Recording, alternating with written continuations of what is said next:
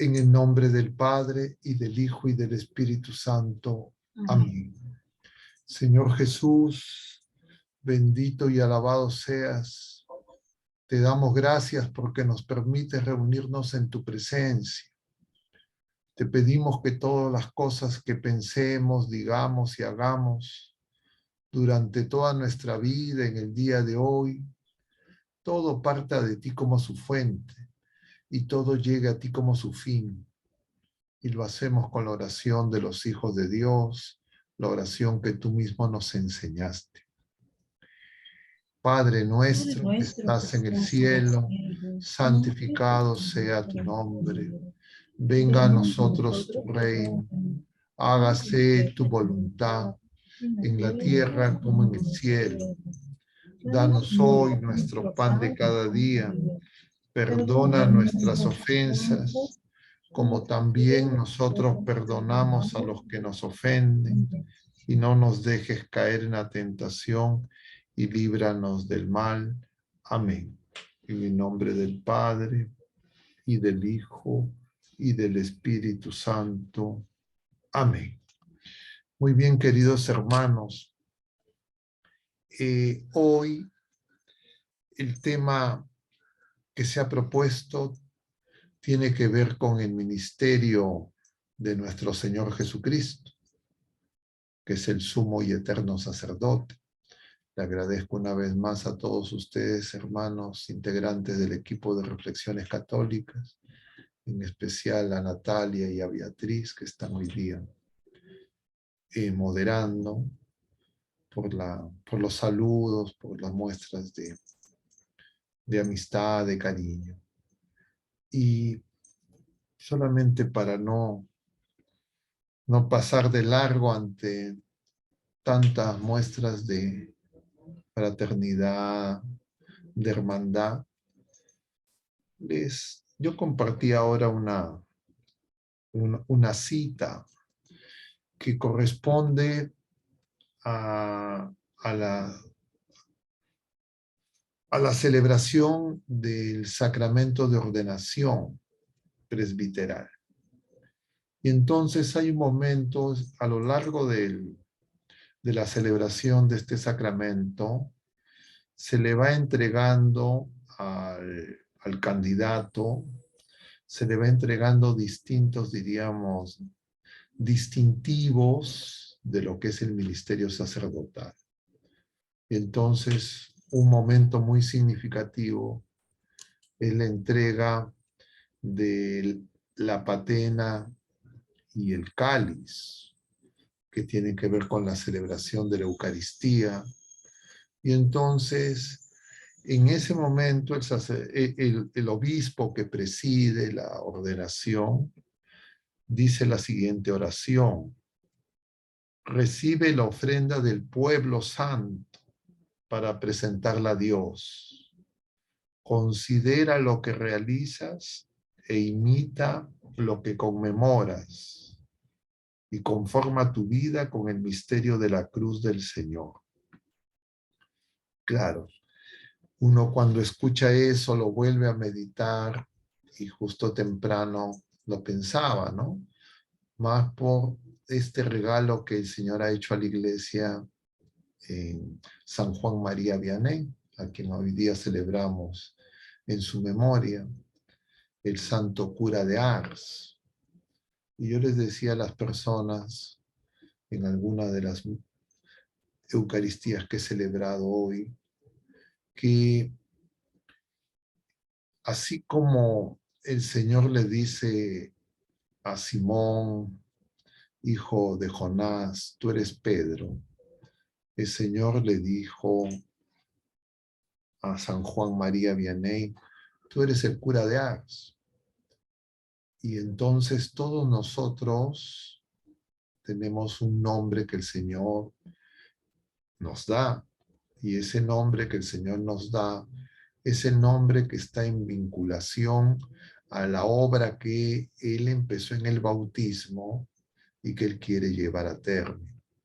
Porque todos nosotros, si bien es cierto, celebramos a San Juan María Vianney y se dice el día del sacerdote, hay que recordar que todos los bautizados somos sacerdotes en el ministerio común.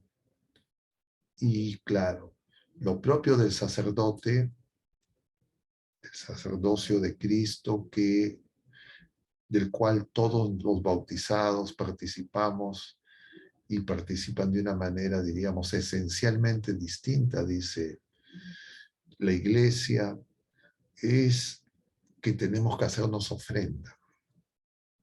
Y nosotros hemos venido conversando en los días precedentes, con ese paréntesis que hemos tenido el jueves de la semana pasada, que fue 28 de julio, donde tuvimos el Cineforum, que tenía que ver con la peregrinación de Santiago de Compostela. De alguna manera, un peregrino avanzado entre los apóstoles, el apóstol Santiago. O sea, peregrino no solo porque llegó hasta España, lo que era el Finisterre en ese momento, sino porque fue de todos los apóstoles el primero que entregó su ofrenda en el martirio de manos de Herodes. Y entonces veíamos el jueves pasado, un poco en continuación con lo que habíamos tratado el jueves precedente, que era el tema de discípulos misioneros.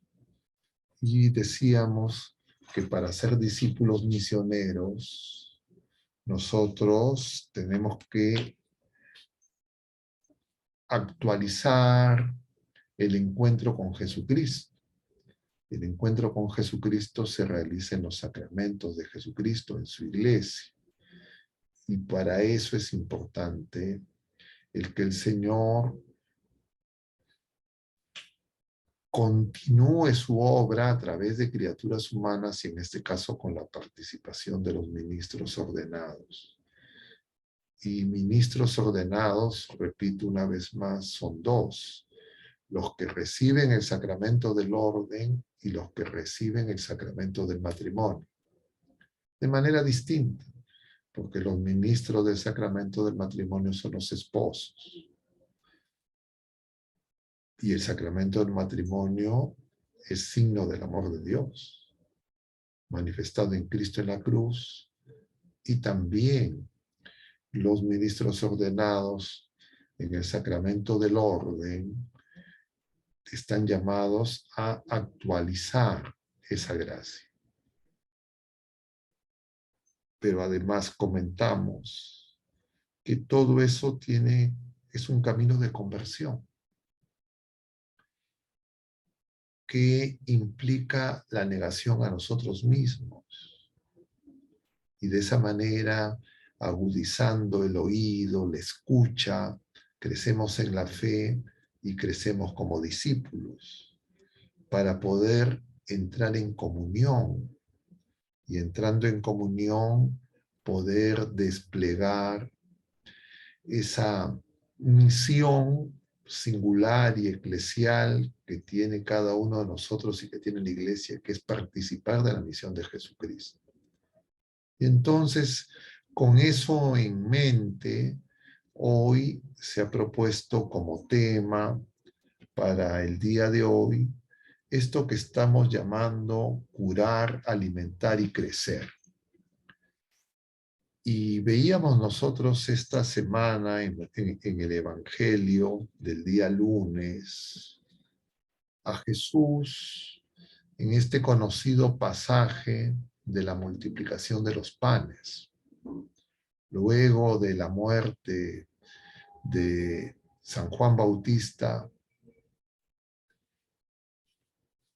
el mismo que ejecutó a Santiago, ejecuta antes a San Juan Bautista, y entonces el Señor se retira a un lugar apartado, dice el Evangelio, con sus discípulos. Pero cuando llega a ese lugar apartado, hay una multitud que lo está siguiendo. Y entonces el Señor empieza a curar. Luego el Señor se compadece, no quiere despedirlos como pedían los apóstoles, y le indica a los apóstoles que les den de comer. Ellos no tienen medios para dar de comer, conocemos el pasaje, y entonces el Señor pide lo que ellos tengan. Tienen solo 5 panes y 2 peces.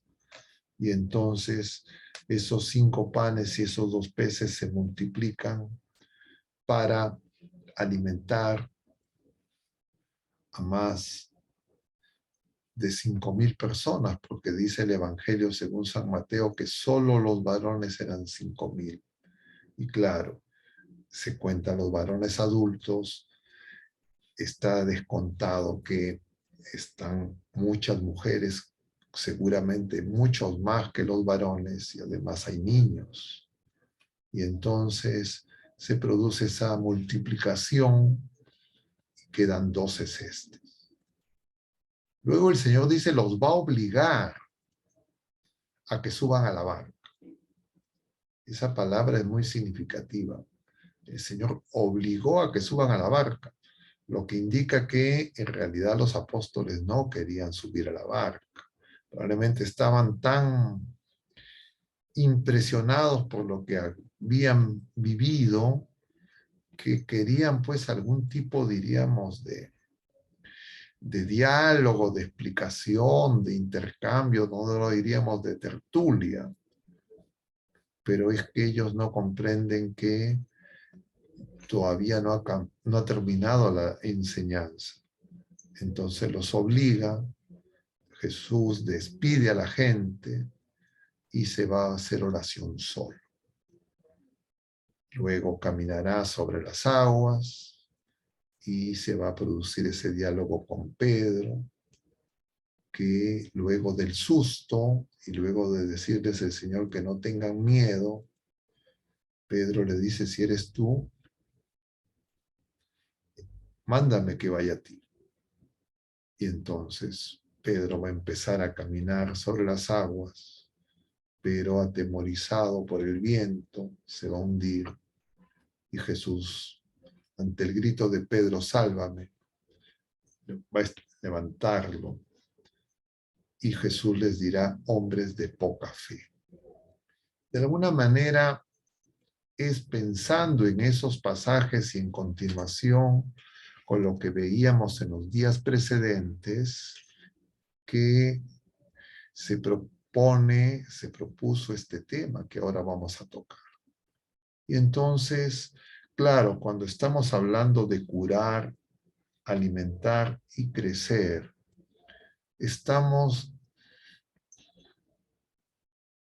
viendo, contemplando cómo el Señor quiere que esa vida nueva que empezó en el bautismo, ese nuevo ser, nuestro ser personal, que se tiene que ir manifestando poco a poco, como veíamos el domingo pasado, en la segunda lectura, que en la carta a los Colosenses, San Pablo nos decía que tenía que morir el hombre viejo y tenía que crecer ese hombre nuevo.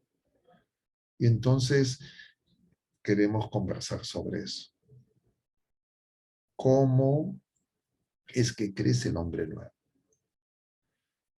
Y lo primero que tenemos que señalar es que muchas personas, muchos hermanos nuestros, tal vez nosotros, algunos también, no tenemos claro que nosotros los bautizados hemos nacido 2 veces y en consecuencia tenemos una vida natural y una vida sobrenatural. Y que ambas vidas se tienen que cuidar. Y lo cierto es que nosotros dedicamos mayor esfuerzo, mayor preocupación, mayor atención a cuidar la vida natural y las necesidades temporales. Y eso en sí mismo no está mal, porque el Señor ama la vida, es el Señor de la vida. Él es el camino, la verdad y la vida, y no se refiere solamente a la vida sobrenatural, siendo esta el fin de la obra redentora y de la salvación. pero esa vida sobrenatural crece, florece, se desarrolla en la peregrinación, que es nuestra vida natural, que es el tiempo de la vida presente. Y entonces el Señor sabe todo sobre nosotros, hasta cuántos cabellos tenemos, nos dice, y Él quiere que nosotros sepamos que Él nos está cuidando en la dimensión natural y en la dimensión sobrenatural. Pero en el Señor hay un orden, una jerarquía. Primero, dice el Señor, tenemos que buscar el reino de Dios. Lo demás viene por añadidura. Y entonces, eso no significa que lo demás, diríamos, el Señor lo desprecia, el Señor lo ignora, sino que lo demás significa que hay algo que es primero. Y eso nos hace comprender el sentido de la curación que el Señor realiza. Como mencionamos, en este pasaje de la multiplicación de los panes, el Evangelio dice, capítulo 14 del Evangelio según San Mateo, que el Señor curó. Lo primero que el Señor hizo fue curar. Y entonces tenemos que preguntarnos seriamente de qué necesitamos ser curados. Los que creemos o los que creen que no estamos enfermos.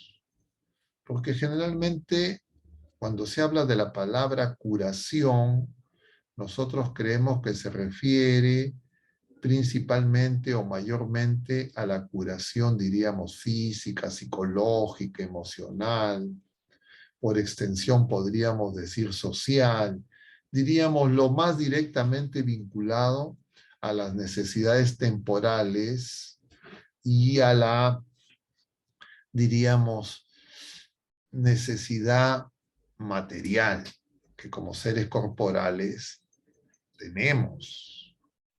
Pero eso de busca primero el reino, el Señor en distintos pasajes de las curaciones que realiza en todos los evangelios sinópticos es descrita, quiere que nosotros comprendamos que tenemos que ser primero curados de las consecuencias espirituales y del daño que produce en todas las criaturas humanas el pecado. El Señor quiere que tengamos conciencia de esa verdad. Y claro, Él también quiere ayudarnos, atendernos en nuestras necesidades temporales y también en las enfermedades, diríamos, que para entendernos más rápidamente, son las que asume y atiende actualmente, por ejemplo, las ciencias médicas, los servicios de salud. Y entonces, el problema que tenemos es que en los servicios de salud y generalmente los profesionales de la salud ya no ven como problema, diríamos, de salud al pecado. Ya no ven como problema de salud apartarse de Dios. Ya no ven como problema de salud no recibir los sacramentos. Y eso que no fue siempre así, sino se empezó a extender a partir de la Revolución Francesa y esa visión, diríamos, agnóstica y atea de la realidad humana que la hace, diríamos, dicotómica, nosotros la tenemos, consecuencia de las ideologías, consecuencia de las, entre comillas, de esa visión científica que no es verdaderamente científica, sino más cientificista, y en consecuencia nosotros muchas veces podemos ver que en muchos lugares los que se encargan de los problemas de salud, incluidos los familiares, muchas veces no pensamos ni creemos que es eficaz, ni muchas veces necesaria la acción divina, la acción sobrenatural. Y entonces muchas veces se espera, por eso allá situaciones más graves, más complicadas, cuando las intervenciones biomédicas, los recursos, diríamos, humanos, tecnológicos fallan, ahí es donde muchas veces se recurre con más insistencia. Pero generalmente las personas creemos que cuando tenemos cosas leves, como problemas de salud, cuando así los consideramos, casi no es necesario la acción curativa del Señor. Incluso muchas veces utilizamos productos farmacológicos, producción de la industria farmacéutica, y no pedimos que se bendigan esos productos. No los acercamos al Señor. Y a veces con las justas bendecimos los alimentos. Y entonces el Señor quiere que nosotros comprendamos qué tan cercano Él está a todos nuestros agobios y sufrimientos, incluso los más leves, porque el problema no es en Él si es leve o es grave, porque desde la perspectiva de Dios pues no se ven las cosas leves o graves como las vemos nosotros, pequeñas criaturas humanas. Y entonces necesitamos, diríamos, darle la dimensión espiritual, sobrenatural que tienen todos los problemas de salud en el sentido amplio, incluso aceptando la cosmovisión secular que, como ustedes saben por mis antecedentes, diríamos profesionales, yo conozco bastante cercanamente. Yo recuerdo, creo que en alguna ocasión ya lo comentaba, que hacia el año 2000, en la Organización Mundial de la Salud, en las reuniones del Consejo Ejecutivo de la Organización Mundial de la Salud, de la que fui vicepresidente de ese Consejo Ejecutivo, se sometió a análisis, a discusión, modificar el estatuto de la Organización Mundial de la Salud, de la OMS. Porque el primer artículo de la Organización Mundial de la Salud en su estatuto, su constitución, diríamos, definía lo que era la salud. Y entonces la propuesta que se hacía es incorporar la dimensión espiritual, porque la definición de salud no estaba incluida la dimensión espiritual. Y entonces la propuesta era decir que la salud era el completo estado de bienestar físico, psíquico, social y espiritual de la persona humana y no solo la ausencia de la enfermedad. Y entonces yo en ese momento, hacia el año 2000, cuando me encontraba, diríamos, no en una situación en mi autocomprensión equivocada, en una situación de agnosticismo, ni de ateísmo, pero que en la práctica sí, era un agnosticismo práctico. Claro, yo no tenía la comprensión que tengo ahora, pero me pareció un intercambio muy importante. Pero ya en ese momento notaba que a lo que se le llamaba espiritual, cada quien entendía lo que le daba la gana.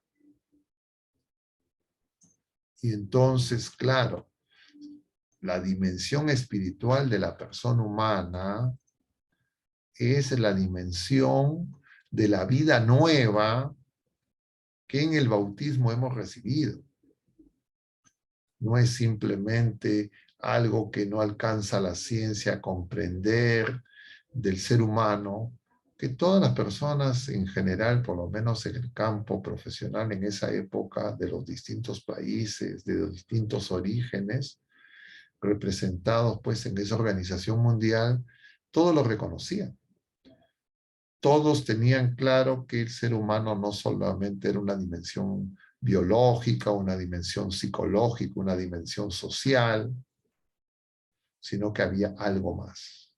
Pero claro, sin fe viva, sin firme esperanza, sin aceptar a Jesucristo como el camino, la verdad y la vida, y como dice hoy día es el apóstol San Pedro, el Hijo de Dios vivo, el Mesías, claro, las personas no van a poder comprender el significado profundo de que la tercera persona de la Santísima Trinidad entre en comunión con nosotros y que nosotros, los seres humanos, estamos capacitados para esa comunión cuando estamos sanos. Y muchas veces las manifestaciones, diríamos, físicas, psicológicas, emocionales, de alguna manera, como nos enseña el libro de Job, tienen relación con el pecado, no de manera directa, como pensaban los amigos de Job, que creían que Job era, diríamos, era más pecador que ellos por los problemas que estaba teniendo de naturaleza económica, social, familiar y de salud física.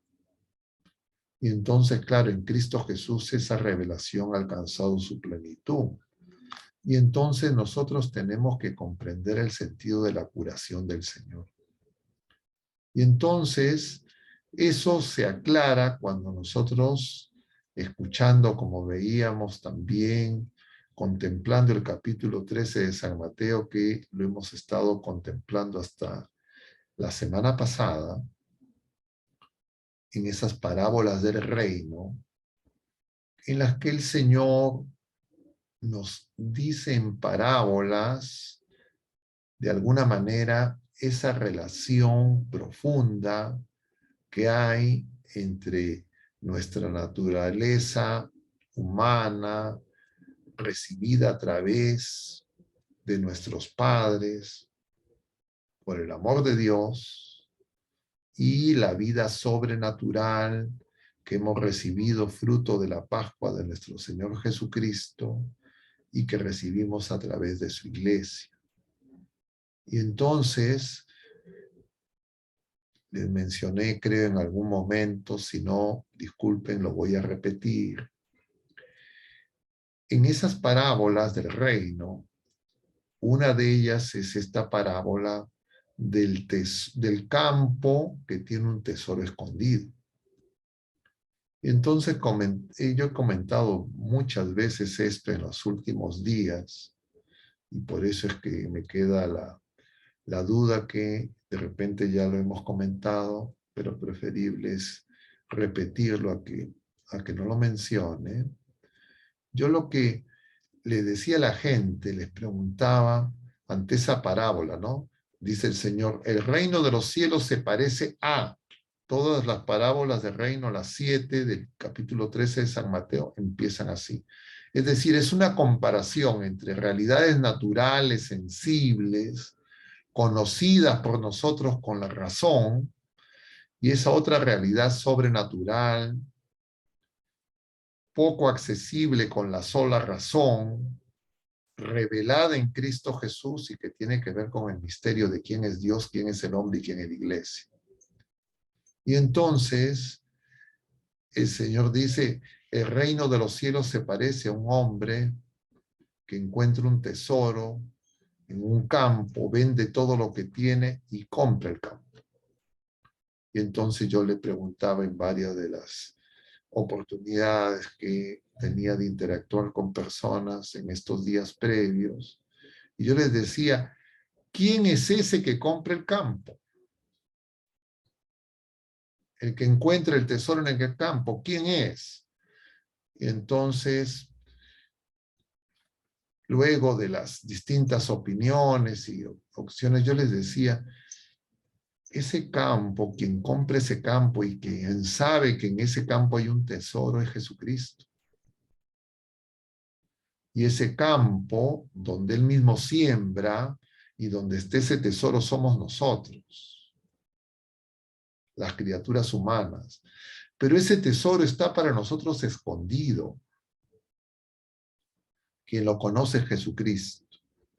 Y entre otras cosas está escondido porque nosotros vemos solo lo aparente, solo lo inmediato.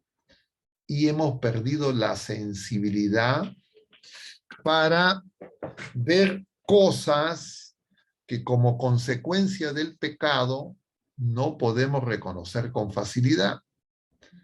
Y la paradoja que se da es que cuando las personas están enfermas, experimentan de alguna manera el dolor, experimentan de alguna manera el sufrimiento, experimentan de alguna manera, en una palabra, la cruz, como veíamos también hoy en el Evangelio, las personas empiezan a ver como Dios. Pero al contrario, cuando uno rechaza eso que parece, diríamos, indeseable, vamos a ver y pensar no como Dios, sino como los hombres. Es decir, una mirada únicamente temporal, terrenal, inmanente, y eso es engaño de Satanás. Le dice el Señor así a Pedro. Me haces tropezar, tú piensas como los hombres, no como Dios. Atrás, Satanás. Apártate, Satanás, dicen algunas traducciones. Y entonces la curación que necesitamos, por eso tiene esas dos dimensiones. Porque muchas veces en medio de la enfermedad uno puede descubrir el tesoro que tenemos. Pero para descubrir el tesoro que tenemos, tendríamos que estar dispuestos a vender todo lo que tenemos. Pero como nosotros no estamos dispuestos a esa venta, diríamos, porque además así vendiéramos todo lo que tenemos, no podemos comprar lo que deseamos verdaderamente, lo más profundo de nuestro ser, que es vida y vida en abundancia. El Señor asume la naturaleza humana de nuestra Madre Santísima para Él comprar a precio de su sangre, de la vida que entregue en holocausto, en donación total, en la cruz, para que nosotros descubramos que en la cruz hay un misterio y que ese misterio es que justamente podamos descubrir el tesoro que tenemos en nosotros porque somos imagen y semejanza de Dios y que en Jesucristo además se nos ha revelado porque Él nos lo ha dicho. Y entonces, por eso es que es común que Jesucristo, nuestro Señor Jesucristo, gran parte de su ministerio es curar, pero las curaciones de Jesucristo no son esas curaciones, diríamos, pragmáticas, sintomáticas, meramente, diríamos, ultra especializadas, entre comillas, sino que el Señor quiere una curación de todo nuestro ser. Y esa curación de todo nuestro ser va al punto de darnos un ser nuevo, una nueva creación, que es lo que hemos recibido en el bautismo. Y ese nuevo ser tiene que crecer. Y muchas veces el hombre viejo, usando lo que San Pablo menciona en la carta a los Colosenses, impide que nosotros reconozcamos esa verdad. Y no dejamos que crezca el hombre viejo, eso es consecuencia del pecado. Y por eso es que nosotros, incluso así nos tengamos como causa inmediata y directa un pecado personal asociado a nuestros problemas, diríamos, de salud, necesitamos recibir los sacramentos de curación. Y los sacramentos de curación son dos: la confesión sacramental y la unción de los enfermos. Y esos dos sacramentos perdonan pecados. Y esos dos sacramentos están significados en las curaciones que realiza Jesús. Es de manera muy clara, muy directa, cuando explícitamente en el caso de la curación de ese paralítico llevado por los amigos a la casa de Pedro en Cafarnaúm, Jesús le dice, tus pecados son perdonados, antes de proceder a la curación física. En segundo movimiento, el Señor le dice, para que vean que el Hijo del Hombre tiene poder de curarlos, de perdonar los pecados, le dice a ese hombre, toma tu camilla, levántate y échate a andar. Y es que nosotros necesitamos andar. Justamente eso era lo que conversábamos de alguna manera a partir de la película, de esta peregrinación del Camino de Santiago, porque Jesucristo viene y nos está llevando en un éxodo a la patria celestial. Y entonces la curación es indispensable. Y todos nosotros necesitamos ser curados permanentemente. Porque muchas veces nosotros no tenemos tan claro de qué necesitamos ser curados. Y el Señor quiere que nosotros sepamos, especialmente la dimensión espiritual, es decir, las raíces de nuestros pecados habituales y nuestros pecados predominantes. Y el domingo pasado se nos presentaba uno de esos pecados en las lecturas de la misa del 18º domingo del tiempo ordinario.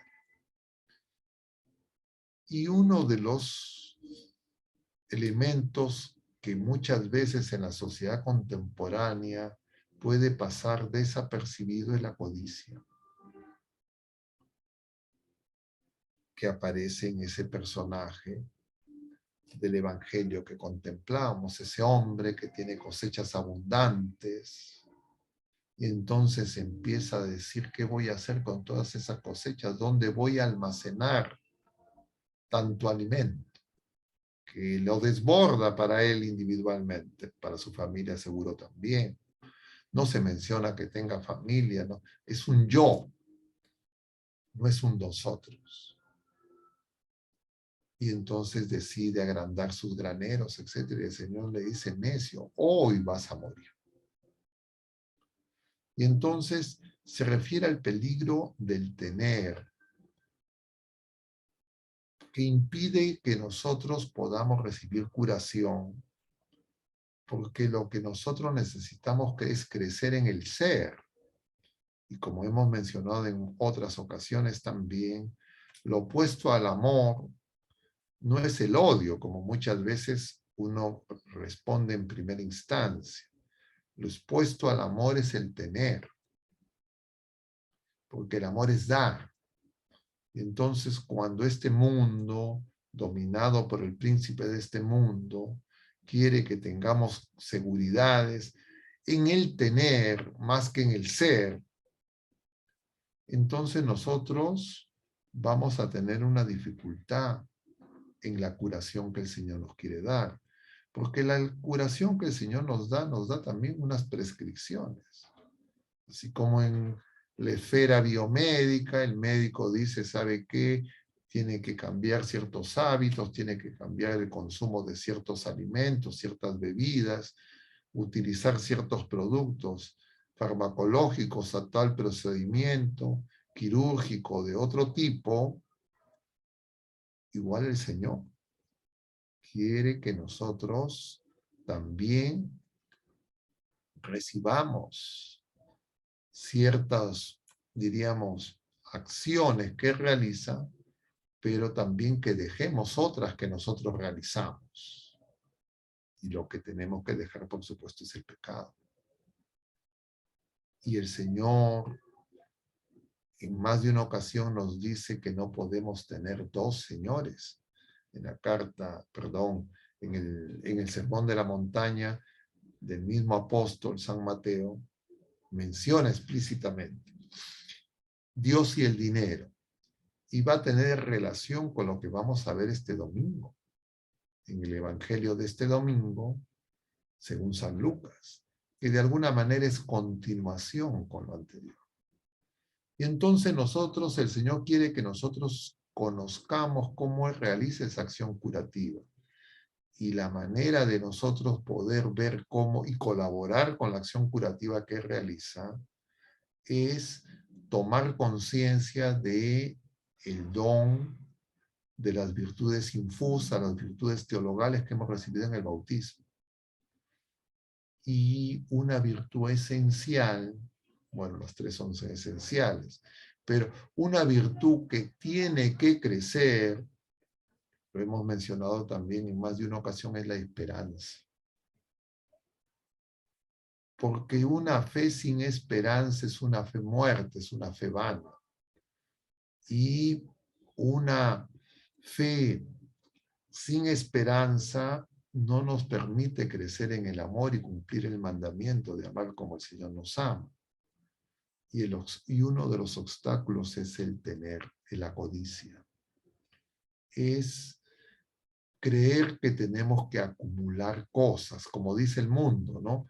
Si tenemos más bienes temporales y bienes pasajeros, entre comillas, mayor capacidad de consumo, adquiriremos y consumiremos más bienes y servicios y entre comillas seremos felices y entre comillas nos salvaremos. Eso es lo que propone el mundo.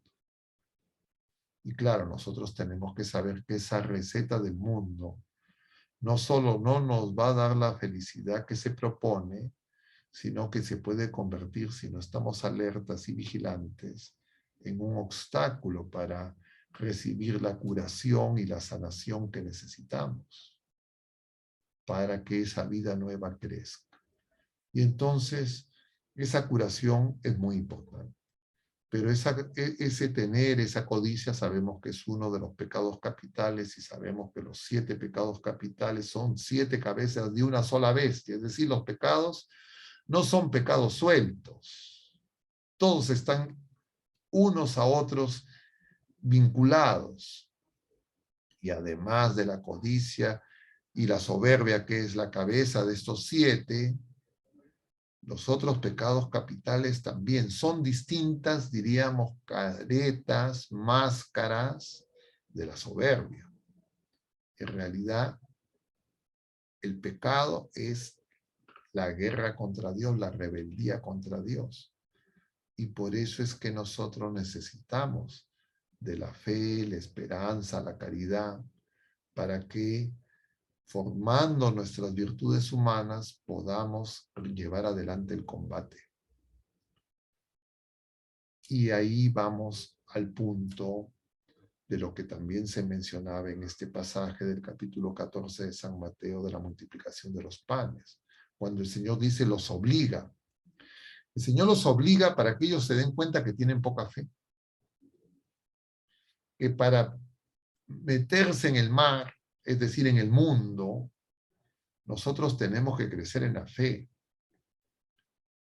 Y lo que ocurre, y lo decía y lo comentaba ahora también, nosotros a veces nos quedamos con la fe, la esperanza y la caridad que tuvimos en el bautismo, de repente que teníamos como niños, pero con la adolescencia, la juventud, la adultez, donde uno esté expuesto a más peligros, a más amenazas, es decir, estamos entrando en el mundo, estamos adentrándonos en el mar y en esas tinieblas, con el viento en contra, si queremos hacer la voluntad de Dios, si no crecemos en la fe y en esas virtudes teologales, nos vamos a asustar y vamos a abandonar al Señor.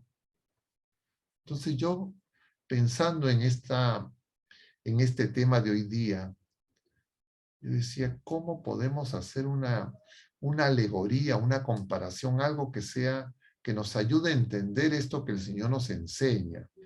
Porque de repente puede ocurrir que creemos que lo estamos entendiendo, y claro, no tengo, por supuesto, una comparación, algo que sea totalmente, diríamos, satisfactoria, pero se me ocurría algo que pueda ayudar. Se los voy a compartir. Yo le decía también a otras personas que nosotros tenemos que actualizar los sacramentos de iniciación cristiana.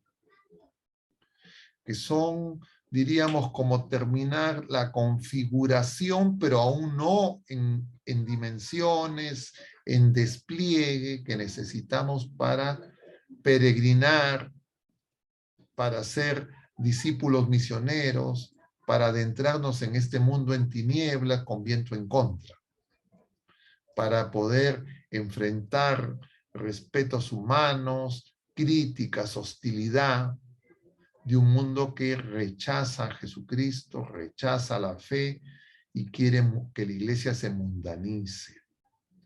Y entonces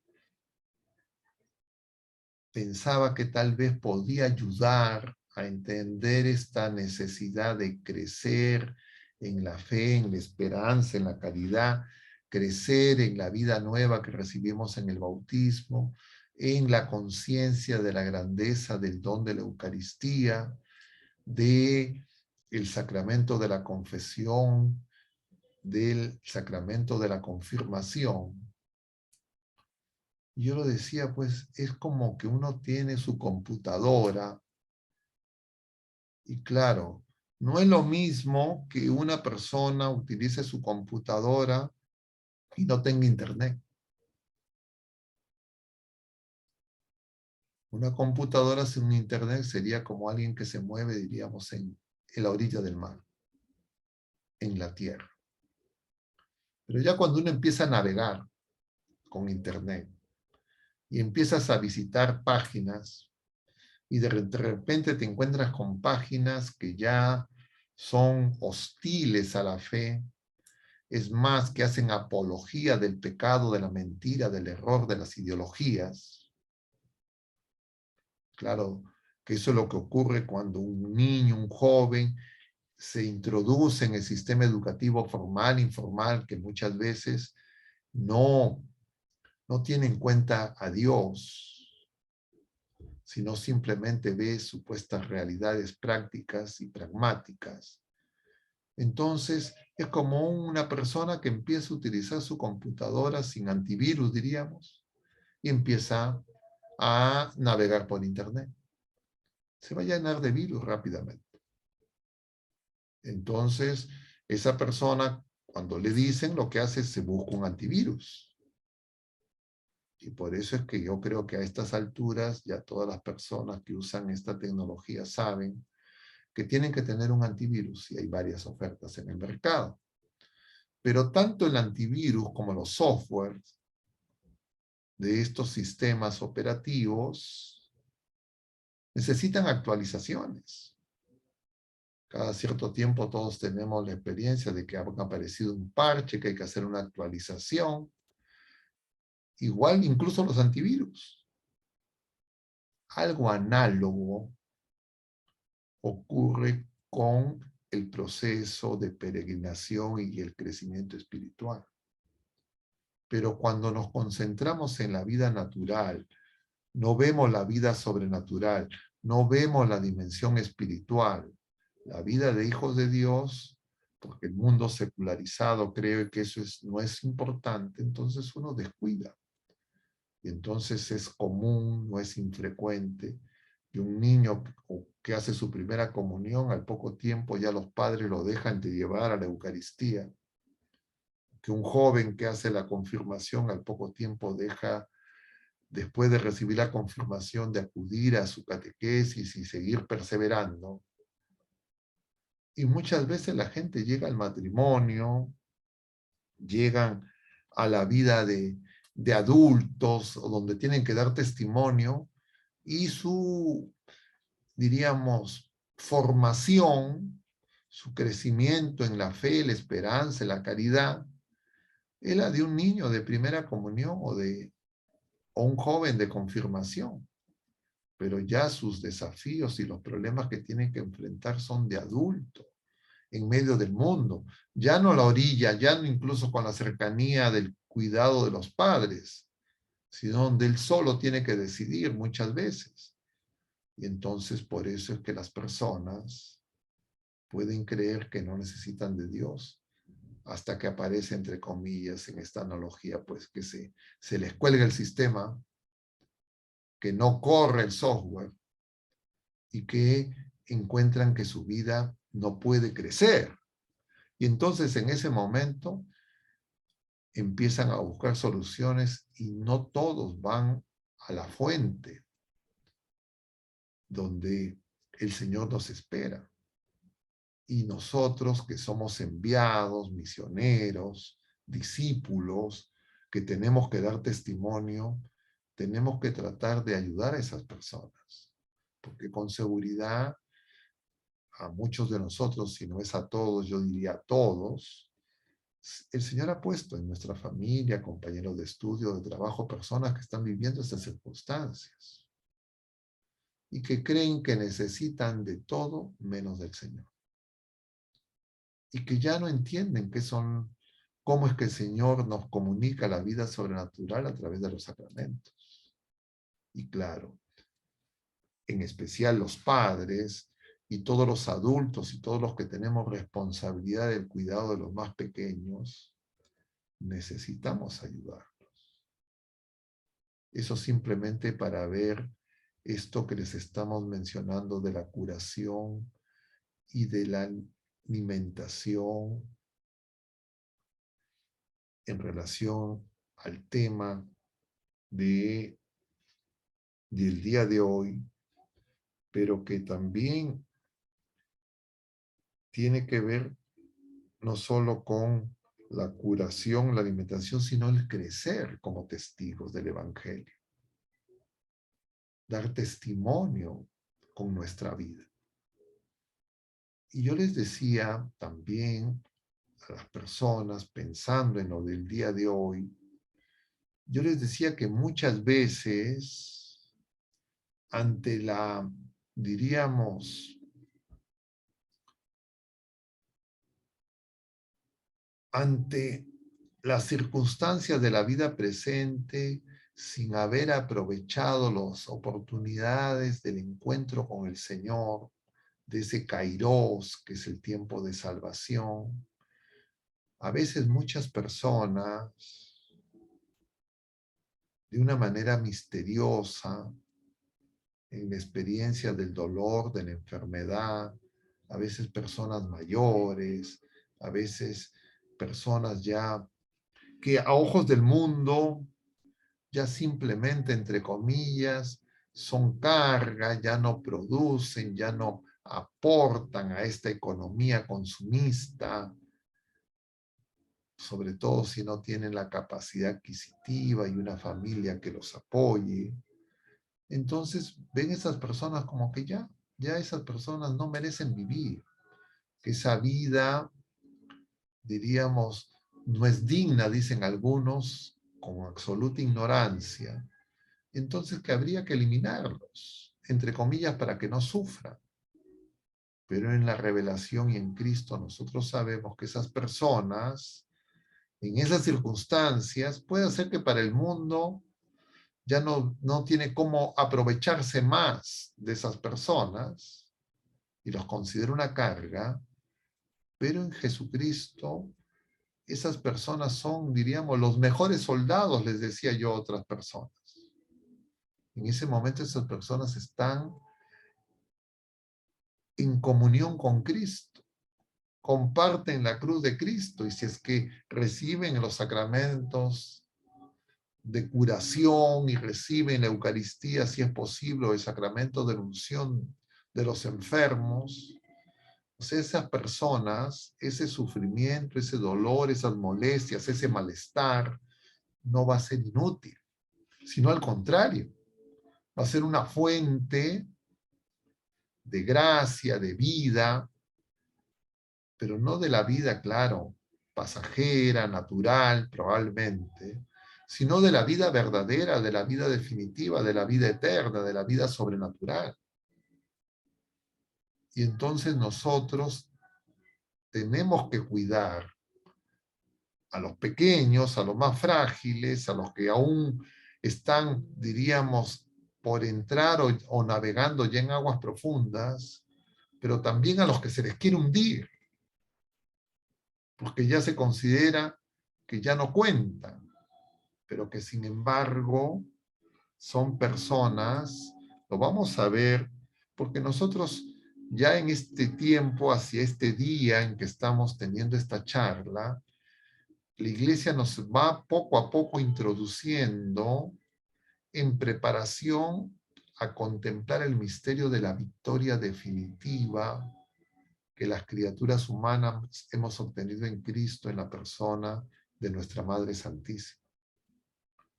La liturgia nos va a conducir poco a poco a contemplar el misterio de la Asunción de nuestra Madre Santísima, que celebraremos el próximo 15, lunes 15 de agosto.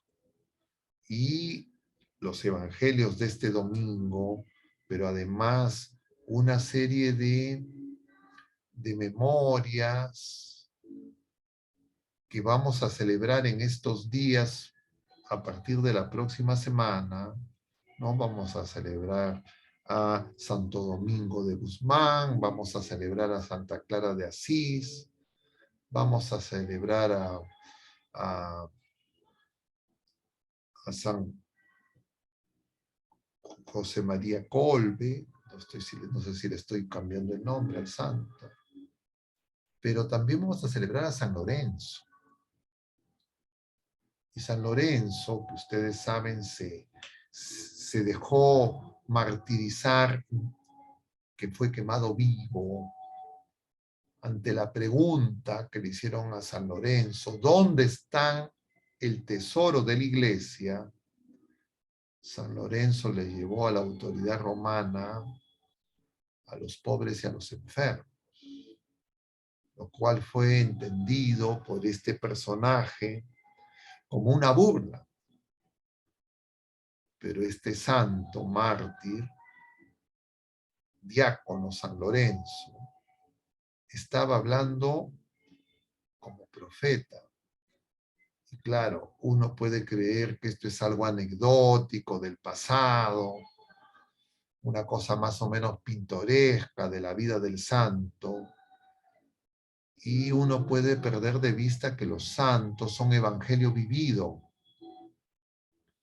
que los santos son no palabra escrita, sino palabra vivida, y que muestran la acción de la gracia, la acción de la curación, del alimento de vida, del pan bajado del cielo, de la obra de Jesucristo y del Espíritu Santo por designio del Padre en hermanos nuestros.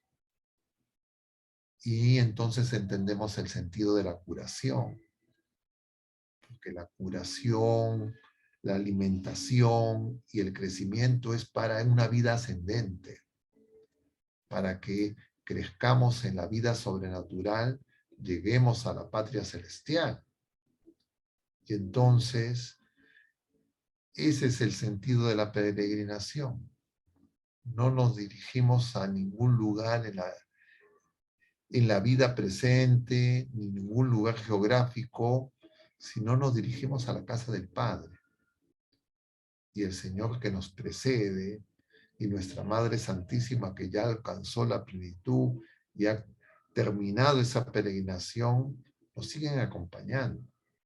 Y entonces yo quería comentar estas cosas con este título que se le ha puesto a la charla de hoy, porque nos va a servir ya de antesala para todo lo que vamos a ver y contemplar en el misterio revelado que la Iglesia, movida por el Espíritu Santo, nos va presentando paso a paso los días de feria, los días de memorias, de fiestas y las solemnidades del domingo, el Día del Señor, encaminados a este punto que justamente es lo que nos va a permitir crecer en esperanza, porque nosotros no vamos en una dirección de un futuro ciego.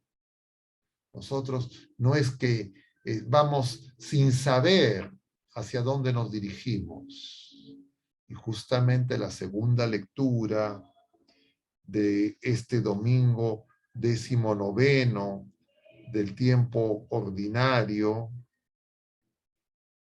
que es la carta a los Hebreos, lo que nos dice es algo muy importante y con eso yo quisiera terminar para poder tener algún tipo de intercambio y conversación, que es esa cita tan conocida de la carta a los Hebreos en el capítulo 11, donde dice el agiógrafo: la fe es fundamento de lo que se espera. Podríamos decir nosotros, la fe es fundamento de la esperanza de nuestro destino eterno en la patria celestial, en la casa del Padre.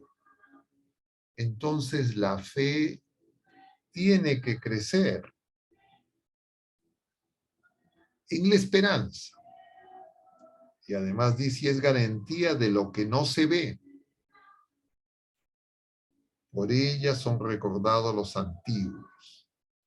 Y entonces nosotros, peregrinos a la casa del Padre, somos conducidos por el Espíritu Santo con nuestra madre, la iglesia, que tiene por madre a nuestra Madre Santísima, la madre de nuestro Señor Jesucristo, y nos va llevando pues al alimento en la palabra, en la Eucaristía, alimento sustancial, para crecer en la fe, la esperanza y en la caridad.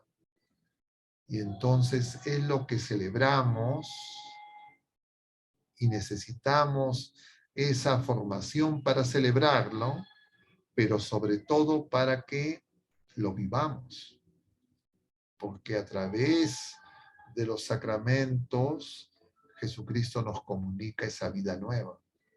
Y Jesucristo a través de los sacramentos y de la oración hace que esa vida nueva crezca. Y ese crecimiento se llama santidad. Y ese nombre nuevo, ese cántico nuevo, que ese coro polifónico, diríamos, de muchas voces, el Señor quiere y no estará completo si es que nosotros no nos sumamos a esa canción que es la alabanza eterna con gemidos inefables, que tienen que empezar ya en la vida presente.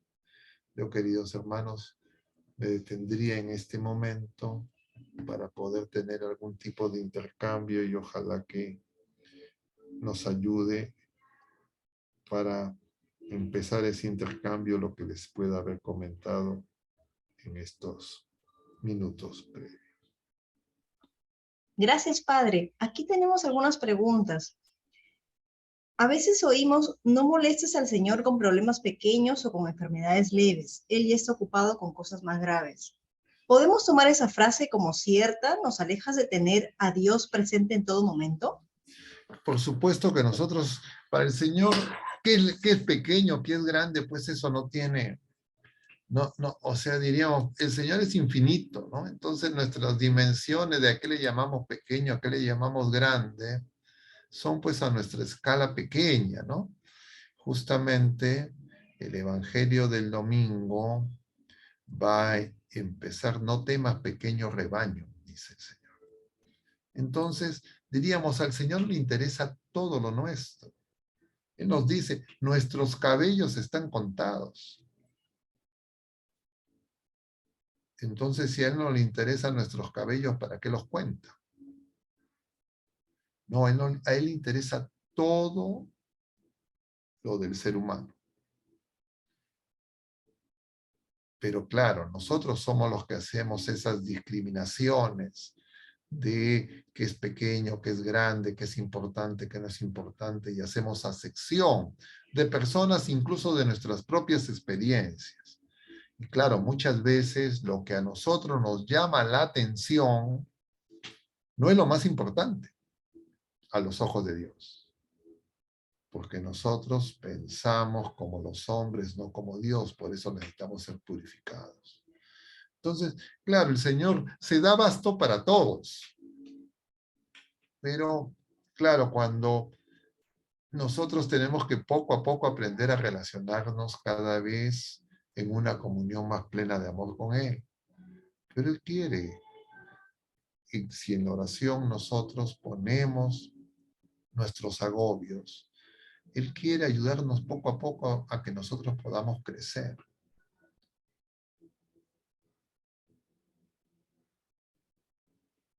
Bien, padre, buenas noches. Otra pregunta, acá dice, ¿cómo le podemos hacer entender fácilmente a nuestros seres queridos, fácilmente, la importancia que tiene la confesión para la sanación física? Es que nosotros, claro, creemos que lo fácil implica buscar una relación entre comillas causal de tipo mecanicista, causa-efecto.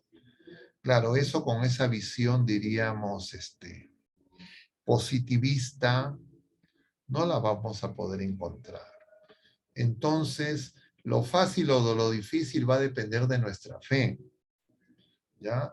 Nos dice San Agustín, que para quien no quiere entender, 1000 razones no son suficientes. Entonces, si nosotros queremos entender fácil, tenemos que ser sencillos. Y somos sencillos en la medida en que tomamos conciencia de que somos pequeños y que Dios infinito viene a nuestro encuentro. Y que Él viene para curarnos, para sanarnos. Entonces, claro, si es que nosotros no tenemos conciencia de quién es Dios y quién somos nosotros, tampoco vamos a tomar conciencia del pecado y de su gravedad. Porque si nosotros realmente creemos que Jesucristo, Dios verdadero, es el Mesías esperado, el Hijo de Dios vivo, como dice San Pedro en el pasaje de hoy, y además creemos que los pecados solo los puede perdonar el Señor, que el Señor ha venido a liberarnos de esa esclavitud del pecado, entonces yo voy a poder comprender que todo lo que me aflige, aflige a mi familia y al mundo entero, es consecuencia del pecado. Pero lo que ocurre generalmente en la confesión es que las personas creen muchas veces que los pecados son meros problemas horizontales. ¿A qué me refiero? Por ejemplo, es típico una conversación de un joven, de un niño, que le ha faltado el respeto a sus padres, que no ha obedecido, que no ha hecho sus tareas, que ha renegado, que ha peleado. Entonces, ve el problema simplemente horizontal con su papá, con su mamá, con su hermano mayor, con su hermano menor, con sus compañeros de colegio, sus amigos. Y también los adultos, los esposos, las esposas, es común. El problema lo ven con sus esposos, con sus esposas, con sus hijos, con su trabajo, con criaturas humanas. No aparece inmediatamente, porque lo han olvidado, no tienen claro qué es el pecado, que lo primero que ocurre siempre es ofensa a Dios.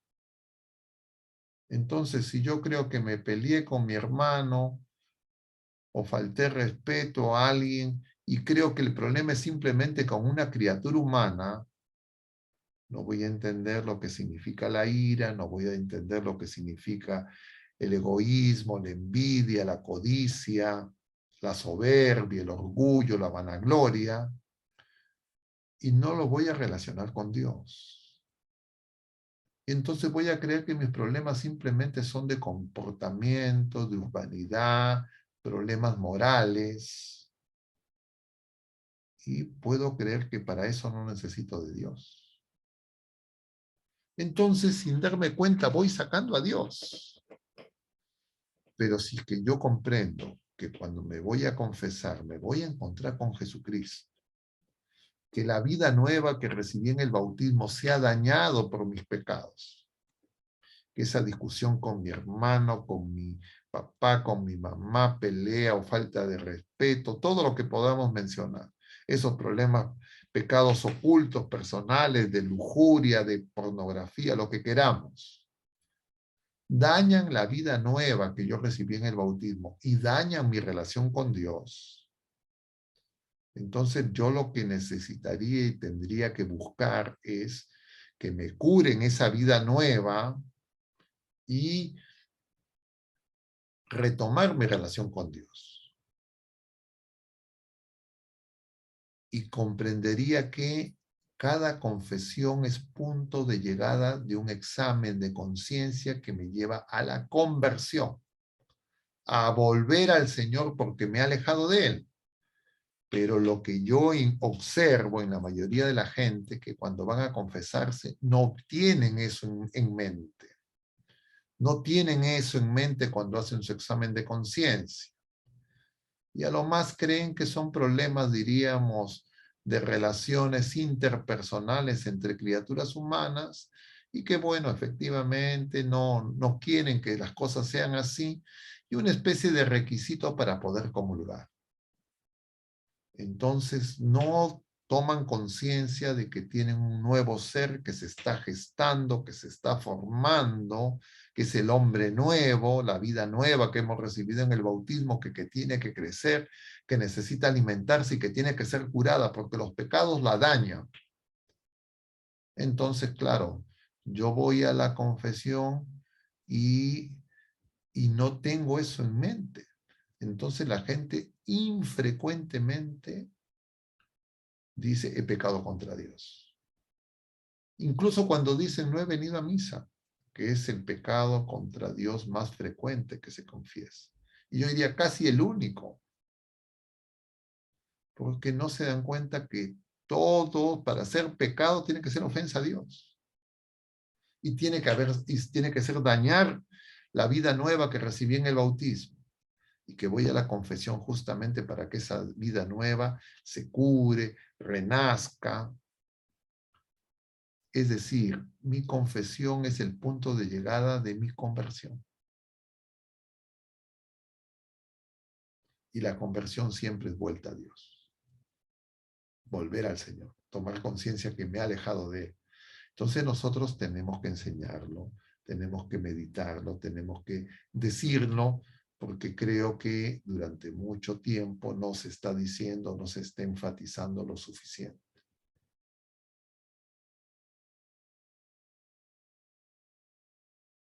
Gracias, Padre. Nos preguntan también si es necesario buscar las indulgencias plenarias para un pariente difunto para que se libre de la pena de sus pecados, teniendo en cuenta que él ya recibió la unción de los enfermos.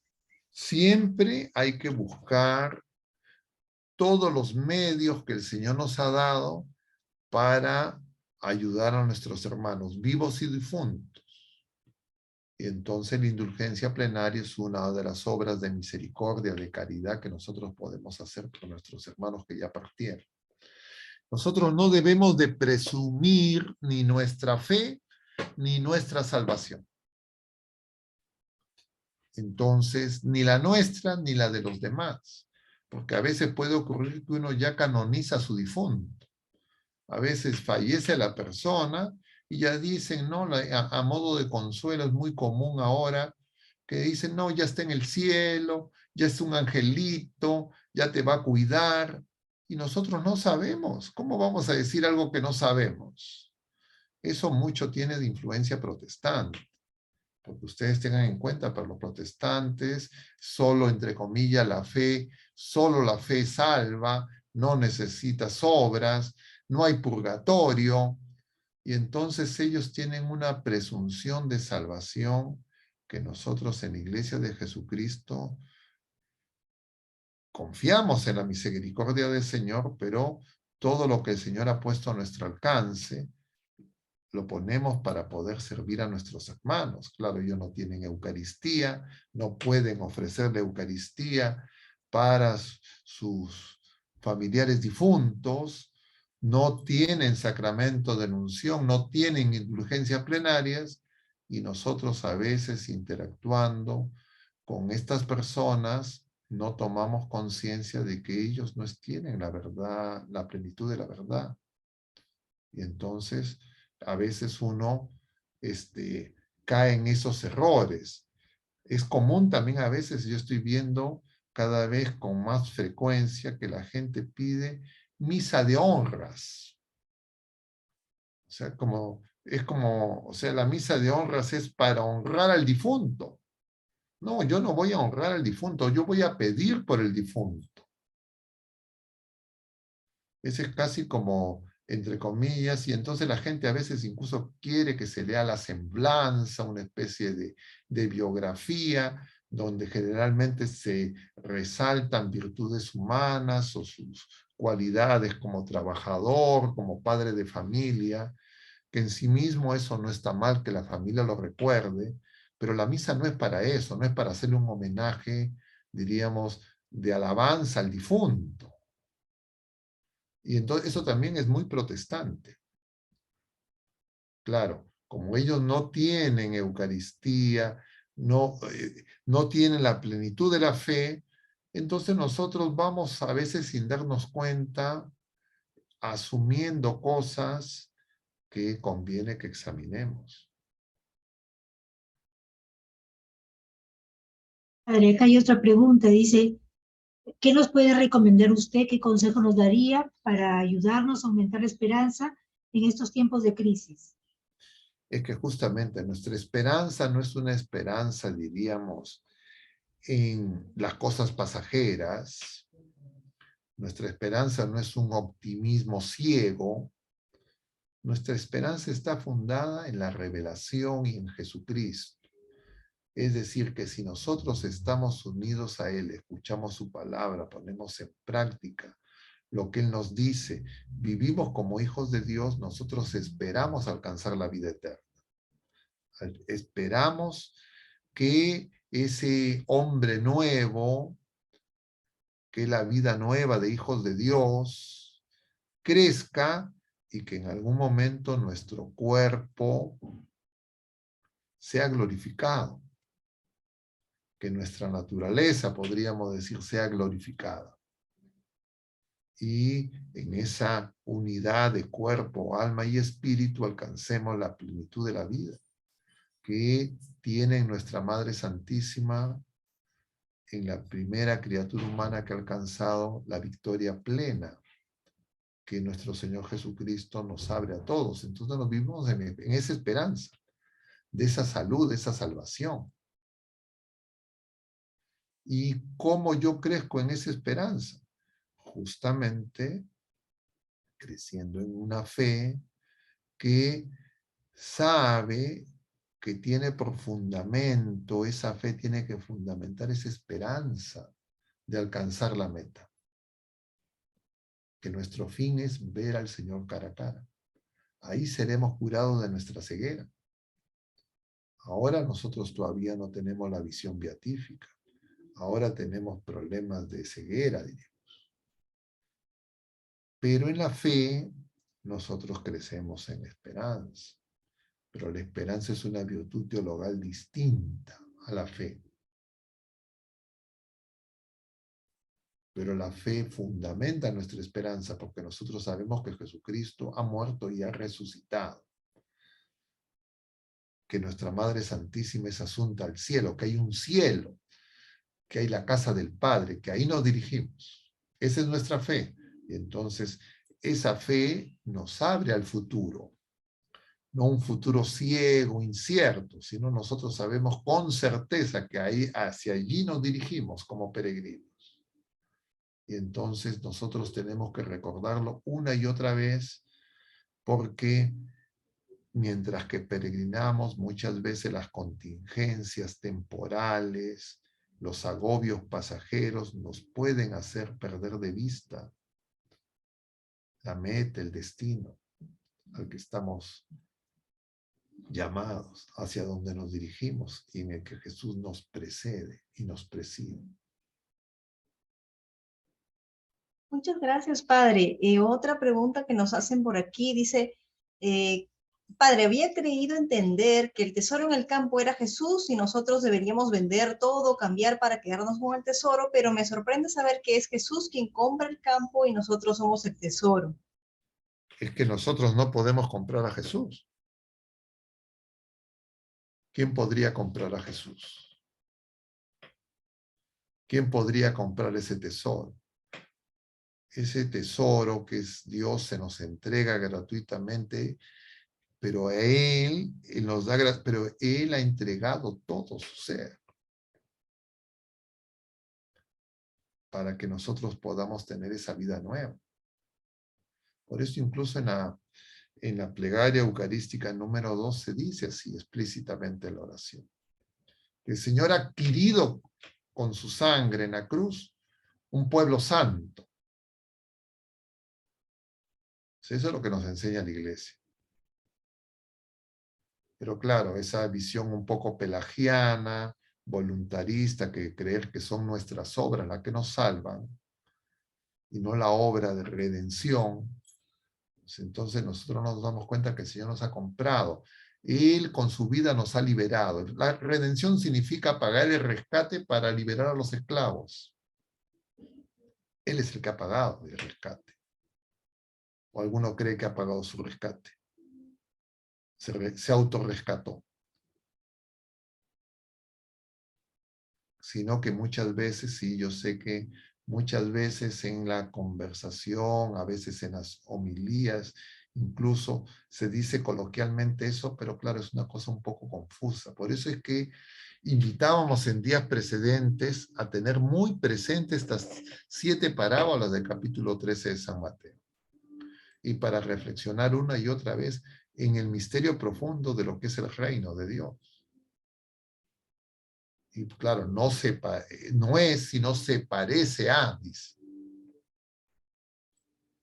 Entonces, ¿qué significa eso? Que nosotros somos imagen y semejanza de Dios. Así nos ha creado la Trinidad Santísima. Nosotros no tenemos conciencia de que tenemos ese tesoro, porque estamos heridos, deformados por el pecado. Pero el Señor sabe, porque Él además siembra en nosotros, en ese campo. Él mismo, su palabra, Él es la palabra. Entonces Él sabe lo que estamos llamados a hacer. Entonces, porque Él sabe y conoce el valor que tenemos, Él se entrega, porque somos nosotros criaturas amadas por Dios, dice el capítulo 3 del Evangelio según San Juan, versículo 16. Tanto amó Dios al mundo que envió a su Hijo único para salvarnos.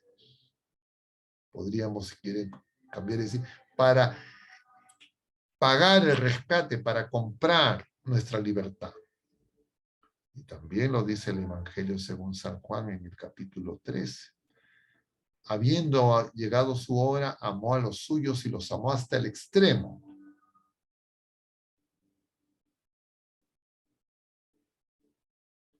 Claro, Gracias. Bien, acá la última pregunta dice, por favor, Padre, ¿puede enseñarnos cómo ofrecer nuestras enfermedades que no tienen cura según la medicina y sobre la bendición de los medicamentos?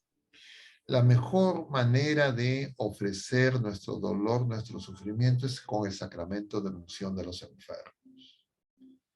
El sacramento de la unción de los enfermos tiene 3 efectos.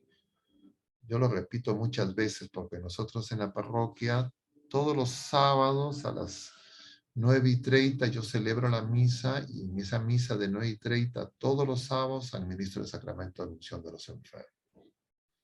Y muchas veces he mencionado lo que voy a volver a mencionar acá entre ustedes. El sacramento de la unción de los enfermos nos enseña la Iglesia tiene 3 efectos. El primer efecto, el más importante, que es eficaz en todas las personas que reciben el sacramento, es que todo lo que me agobie en este mundo, enfermedad física, dolor emocional, psicológico, tristeza, lo que fuera,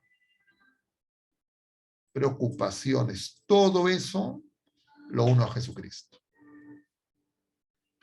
Y cuando yo uno todos esos experiencias de distinto tipo de sufrimiento que experimentan las personas humanas, cada persona humana, en Jesucristo ese sufrimiento deja de ser simplemente negativo y se convierte en fuente de vida, de curación, de redención, diríamos de gracia, porque yo estoy unido a Jesucristo en la cruz. Pero sin Jesucristo, el dolor, el sufrimiento es lo más destructivo que pueda haber. Porque me amarga, me desespera. Más allá de todos los cuidados paliativos y medidas, diríamos, que se puedan tener en términos de los desarrollos tecnológicos, científicos, de la medicina y de la solidaridad, de la cercanía que los familiares, los amigos tenemos que ofrecer a nuestros hermanos enfermos. Pero lo mejor que podemos hacer, sea cual sea el dolor, el sufrimiento, es ese sacramento, porque va a hacer que todo eso que se esté experimentando esté unido a Cristo. Ese es el primer efecto, siempre, en el 100% de las personas se cumple. El segundo efecto es que el sacramento de la unción de los enfermos perdona pecados.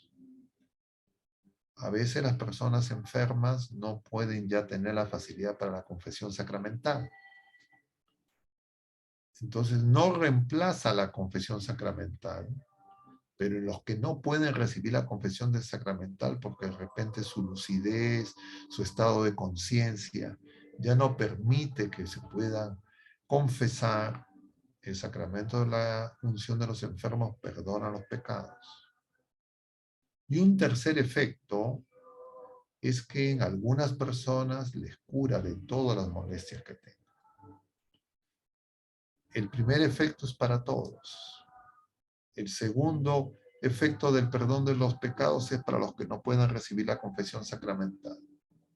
Y el tercer efecto es para las personas que el Señor en su providencia sabe que todavía no han dado los frutos que el Señor espera. Y como es higuera sin frutos, el Señor le da un tiempo más. ¿Ya? Pero eso es un misterio que nosotros no conocemos plenamente, cuál es la situación de cada enfermedad para cada persona. Y entonces todo lo ponemos en manos del Señor. Y entonces, como vemos, este es un sacramento poco conocido, poco demandado, excepto en los hospitales. Como yo he sido capellán del hospital, entonces la gente sí, efectivamente, muchos pedían el sacramento de la unción de los enfermos. Pero como les mencionaba, a veces las personas creen que solo es para las enfermedades, diríamos, terminales. ¿Ya?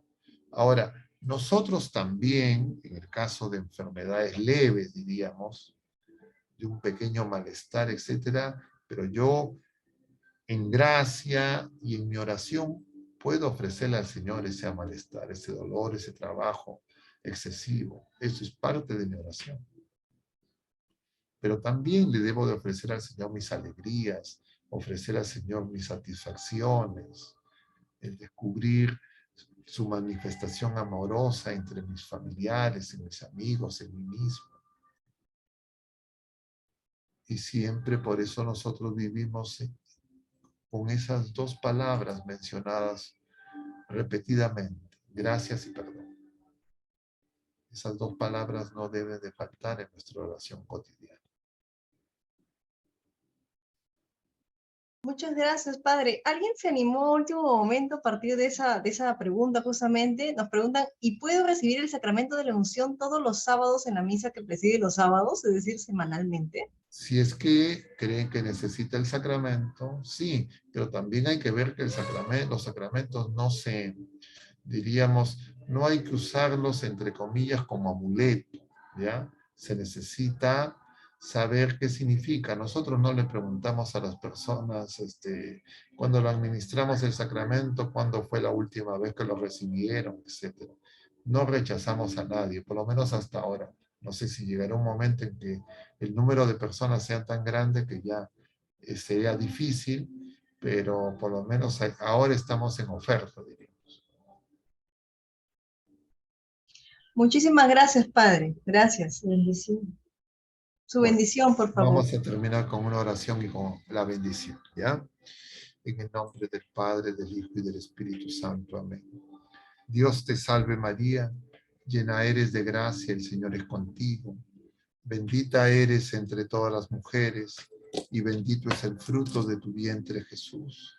Santa María, Madre de Dios, ruega por nosotros pecadores, ahora y en la hora de nuestra muerte. Amén. Gloria al Padre, y al Hijo, y al Espíritu Santo, como era en el principio, ahora y siempre, por los siglos de los siglos. Amén. El Señor esté con ustedes, y la bendición de Dios Todopoderoso, Padre, Hijo y Espíritu Santo, descienda sobre todos ustedes y permanezca para siempre. Muchas gracias, hermanos. Les reitero mis saludos y agradecimiento por todos los saludos que han enviado, por esta fecha, por sus oraciones y mucho ánimo. Que Dios los bendiga.